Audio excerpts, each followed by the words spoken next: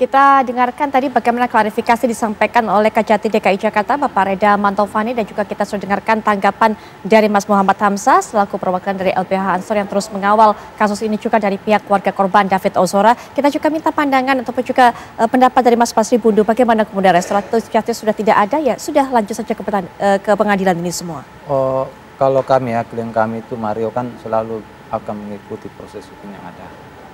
Dan klien kami selalu bilang menyesal dan selalu mendoakan Adinda David supaya cepat sembuh.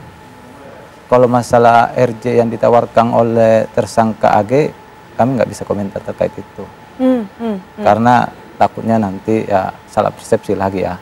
Betul. Jadi kami kalau Kejaksaan Tinggi ada opsi untuk menawarkan RJ kepada AG, kan kami nggak terlalu bisa mengomentari ya. Baik, karena memang itu hal yang berbeda. Iya, kalau begitu. Ya, Pak Kudri juga bagaimana melihat ini? Karena memang AG ini adalah statusnya anak yang berkonflik dengan hukum. Secara usia kan juga masih di bawah umur, sehingga harus ada metode ini. Mungkin bisa diberikan juga keterangan kepada masyarakat mengenai hal ini. Ini ada dua ketentuan yang berbeda ya.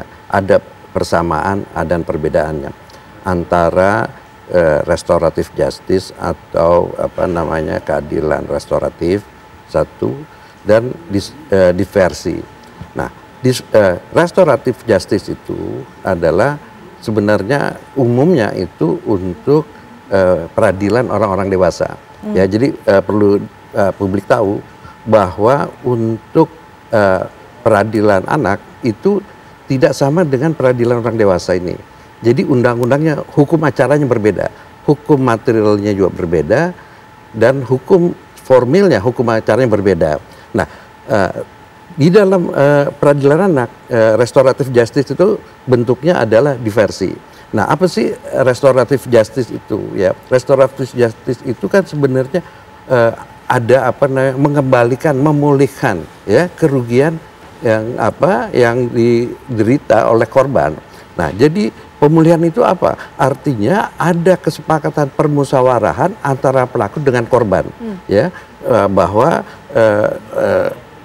peristiwa itu bisa dimaafkan, ya, artinya karena dimaafkan hak untuk apa namanya menuntut itu tidak dilakukan, ya. Nah, tapi di dalam ketentuan pidana bahwa ada ketentuan yang bisa mutlak dicabut oleh korban. Anda juga perkara itu nggak bisa dicabut walaupun ada permusyawaratan atau perdamaian.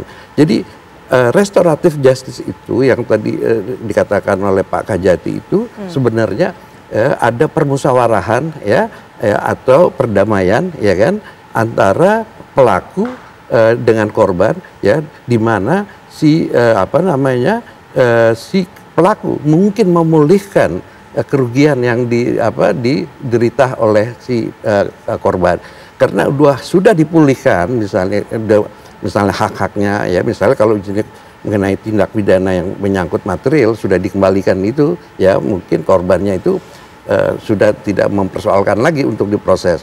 Tapi sebenarnya yang restoratif justice itu adalah sebenarnya perdamaian antara ini. Nah, di dalam hukum barat ini memang baru ya ini ya, tetapi kalau di hukum Islam ini ya perdamaian restoratif justice itu sudah lama, bukan sudah lama, memang hukum Islam itu selalu membuka kemungkinan ya antara korban dengan pelaku itu, termasuk misalnya pembunuhan kisas gitu ya kan, kalau itu kan dianggap pembunuhan luar biasa selama misalnya pihak keluarga memaafkan pelakunya, maka negara tidak akan melakukan penuntutan terhadap ini gitu.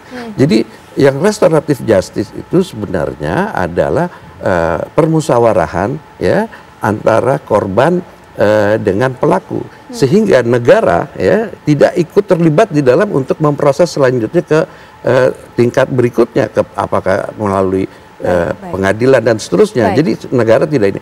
Tetapi di dalam misalnya dalam tindak pidana tertentu ya kan, walaupun sudah ada perdamaian, perkaranya itu ya tidak bisa dicabut ini ya, hanya bisa mengurangi. Tadi Pak Kajati sudah jelas bahwa dia bilang untuk penganiayaan berat itu tidak dikenal ini. Tetapi dalam praktiknya, walaupun misalnya itu sudah ada perdamaian, tetapi perkara ini yang sering terjadi itu di dalam perkara korupsi, ya, si pelaku itu mengembalikan uangnya, ya, mengembalikan uang itu, tetapi pengembalian uang itu tidak menghapus tindak pidana dan negara tidak menghentikan penuntutannya, tapi karena itu sebenarnya pengembalian itu adalah salah satu bentuk restoratif justice. Nah, sekarang di versi apa? Di versi ini adalah sangat spesifik, ya, adalah ketentuan yang ada sistem peradilan anak ini. Nah, di versi ini adalah universal, ya, berlaku di seluruh dunia. Karena apa? Tujuan daripada di versi ini adalah melindungi pelakunya, ya, bukan melindungi korbannya. Karena pelakunya anak-anak. Jadi bukan korban yang anak-anak di sini, tetapi pelakunya. Karena anak-anak itu ya mempunyai hak untuk dapat perlindungan. Jadi kita ada undang-undang perlindungan anak, ada sistem peradilan anak. Nah, di dalam konstitusi kita ya jelas dinyatakan negara akan melindungi anak itu loh. Jadi sebenarnya ini adalah hak asasi juga, hak asasi anak ya. Jadi di versi ini begini, pengertian di versi itu adalah pengalihan ya proses pidana ya dengan cara yang lain, tidak harus melalui peradilan proses peradilan yang seperti kita. Baik, Pak Kudus, sampai di situ poinnya, nanti kita akan lanjutkan lagi, termasuk Mas Basri bagaimana kemudian tanggapan dari keluarga pihak pelaku ini, yaitu pihak Mario Dendi, bahwa kabarnya juga APA atau Amanda ini akan melaporkan dari pihak Mario Dendi. Nanti kita bisa berikan tanggapannya, tapi setelah jeda berikut ini kami segera kembali.